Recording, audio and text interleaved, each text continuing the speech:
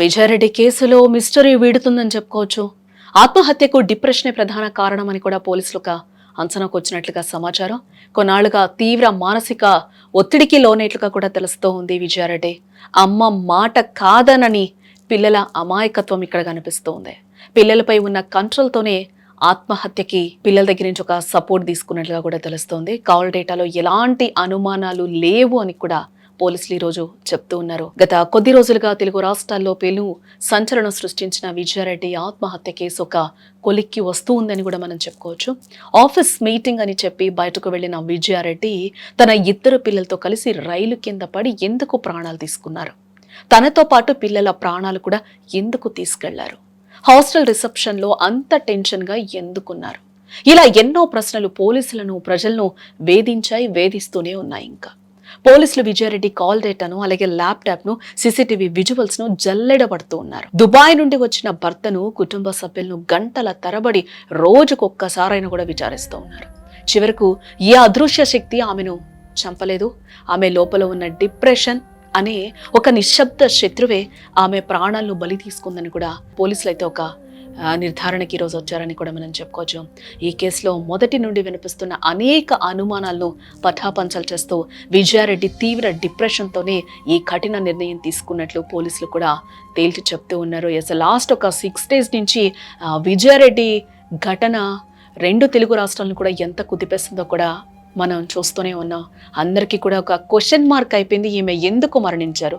అది కూడా అందువచ్చిన పిల్లలతో, తన ఎత్తుకెదిగిన పిల్లలతో ఎందుకు మరణించారు? ఈమెకి అంతటి బాధ ఏమొచ్చింది? అంటే తల్లికి, ఇంట్లో అన్నకి ఎవరికి చెప్పుకోలేని బాధన, భర్తకి చెప్పుకోలేని బాధన. ఒకవేళ భర్త సైడ్ నుంచి ఏమన్నా వేధింపులు ఉన్నాయా? అత్తగారు సైడ్ నుంచి వేధింపులు ఉన్నాయా? అమ్మగారు సరిగ్గా అర్థం చేసుకోవట్లేదా? విజయారెడ్డి పిల్లల్ని దూరం పెడుతున్నారా? ఏంటి అంటే ఎవరికి చెప్పుకోలేని బాధ ఏమై ఉంటుంది? అంత లోన్లీనెస్ ఎందుకు వచ్చింది అనేది, ఇలాంటి ప్రశ్నలు చాలా వరకు కూడా అందరినీ వేధించిన ప్రశ్నలుగా కూడా మనం చూసాం. ఇలాంటివన్నీ ఎందుకంటే మిస్టరీగానే ఉంది కాబట్టి ఇలాంటి క్వశ్చన్స్ సహజంగా అందరికీ వస్తూ ఉంటాయి. ఎట్టకేలకు వీటినన్నింటినీ కూడా పటాపంచలు చేస్తూ పోలీసులు అయితే ఆమె యొక్క డిప్రెషన్ తోనే ఈరోజు చనిపోయారు. ఇందులో పిల్లలతో కూడా చనిపోవడానికి ఒక కారణం ఉంది. పిల్లల్ని నేను వెళ్ళిపోతే సరిగ్గా చూసుకోరేమో, కానీ పిల్లలు ఆ తల్లికి ఇచ్చే విలువ కూడా అట్లాంటిది. విజయారెడ్డి ఒక గీత గీసిన కూడా పిల్లలు జవదాటని పరిస్థితి కనిపిస్తుంది. ఇదే నేపథ్యంలోనే ఆమెకి ఒక ఆసరాగా దొరికిందని కూడా చెప్పుకోవచ్చు. ఎందుకంటే పిల్లలు తల్లి మాట కాదనరు, ఆమె ఎంత చెప్తే అంతే. కాబట్టి ఆమెకు అక్కడ ఒక కాన్ఫిడెంట్ దొరికింది. నేను పిల్లల్ని ఎలాగైనా ఒప్పించుకోగలుగుతాను, ఏదైనా చేయగలుగుతాను అనేది అయితే ఒక ధైర్యం అయితే ఆమెకి ఇచ్చిందని చెప్పుకోవచ్చు. పోలీసుల విచారణలో వెల్లడిన అత్యంత విషాదకరమైన అంశం ఏంటంటే పిల్లలపై విజయారెడ్డికి ఉన్న ఆ పట్టు అట్లాంటిదని కూడా వాళ్ళు కూడా చెప్తూ ఉన్నారు. పిల్లలు ఆమె చెప్పిన దానికి ఎక్కడ కూడా వెనకడుగు వేశారు అనేది కూడా ఇక్కడెక్కడ కనిపించట్లేదు. ఎందుకంటే మనం స్టార్టింగ్ వాళ్ళని కాలేజ్ దగ్గర, హాస్టల్ దగ్గర నుంచి పికప్ చేసుకున్నప్పటి నుంచి చర్లపల్లి ప్లాట్ఫామ్ దగ్గర వరకు కూడా మనము ఒక్కొక్క స్టెప్ వైజ్ ఆ ఫుటేజ్ కూడా మనం చూస్తున్నాం. ఆ ఫుటేజ్ చూసినప్పుడు కూడా ఆ పిల్లలు ఎంత చలాకీగా ఉన్నారు, అమ్మతో ఎంత క్లోజ్నెస్గా ఉన్నారు, ఒక ఫ్రెండ్ లాగే ఉన్నారు. వాళ్ళ ముగ్గురు కూడా నడిచి వెళ్తుంటే మనకు అదే కనిపిస్తుంది. ఇంత అన్యోన్యంగా ఉన్నారు, ఇంత బాగున్నారు, ఇంత హ్యాపీగా ఉన్నారని కూడా ఆ సీసీటీవీ విజువల్ చూసినప్పుడు మనకి క్లియర్గా కనిపిస్తుంది.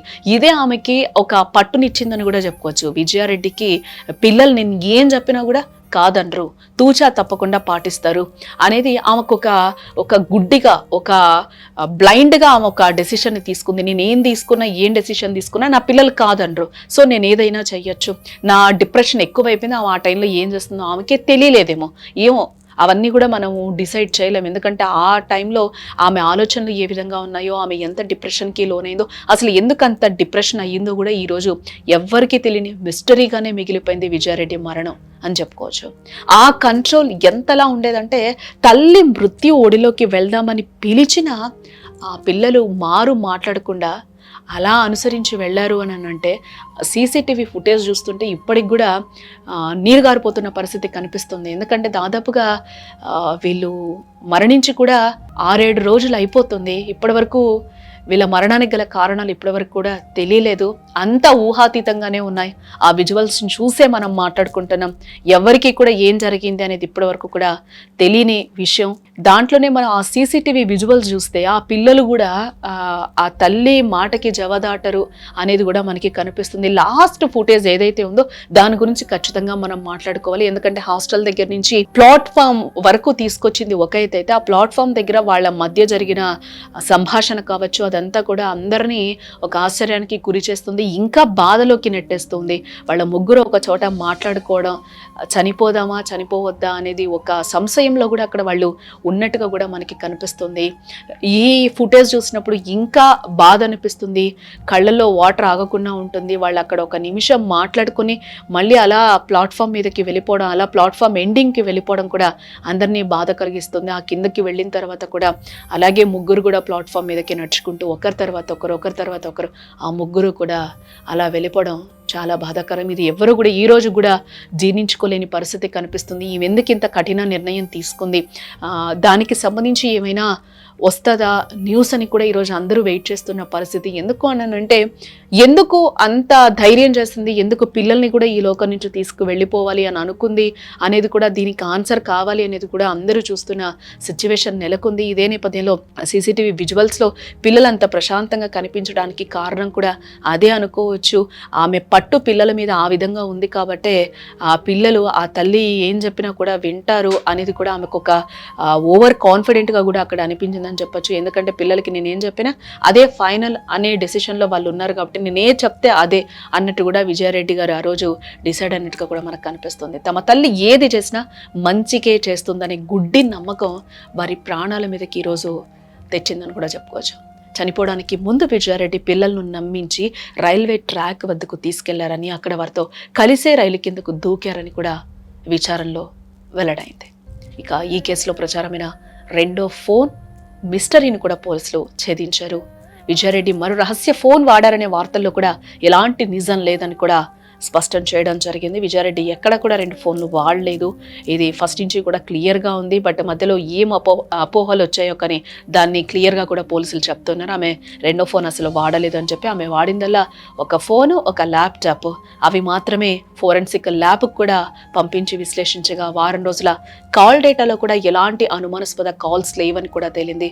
అలాగే ఆమె ఎవరికైతే ఒక హెడ్గా, ఒక టీమ్ లీడ్గా లీడ్ చేస్తూ ఉన్నారో ఆ 16 మందిని కూడా ఆఫీస్లో అడిగితే కూడా ఎటువంటి అనుమానాస్పద క్లూ కూడా దొరకట్లేదు. ఆమె అంతా హ్యాపీగా ఉన్నారు, అంతా బాగుందని కూడా చెప్తూ ఉన్నారు. అలాగే కుటుంబ విషయానికి వచ్చేస్తే కూడా భర్తని కూడా చాలాసార్లు వాళ్ళు విచారించారు పోలీస్ అధికారులు. బట్ ఆయన కూడా ఏం చెప్పని పరిస్థితి కనిపిస్తుంది. అంతా నాకంతా అయోమయంలో ఉంది, నా పిల్లలు, నా భార్య దేవత, అత్తగారు కూడా నా కోడలు చాలా మంచిదని చెప్తున్న వైనంగా అనిపిస్తుంది. అసలు చాలా స్ట్రాంగ్గా ఉంటుందని విజయారెడ్డి వాళ్ళ అమ్మ కూడా చెప్తున్నారు. ఎందుకు ఈ డెసిషన్ తీసుకుందో కూడా మాకు అర్థం కావడం లేదు ఇప్పటికి కూడా అని చెప్తున్నారు.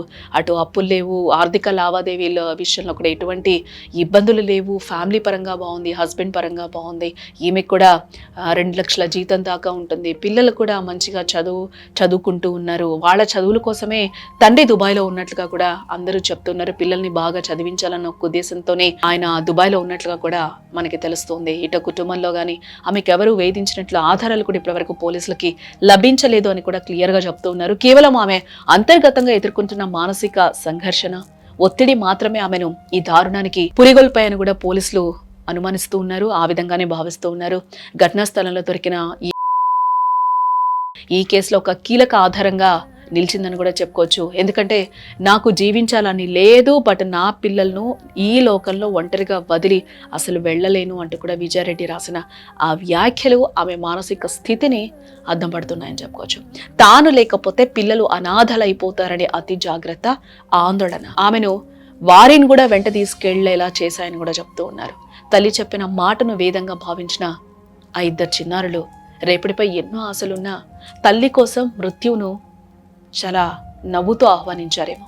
మొత్తానికి అందరూ ఊహించినట్లుగా ఇందులో ఎవరి కుట్రలు లేవు. కేవలం ఒక మేధావి మహిళ డిప్రెషన్ బారిన పడి తనతో పాటు తన వంశాంకురాలను కూడా తుడిచిపెట్టేసిందని ఇక్కడ క్లియర్గా తెలుస్తూ ఉంది.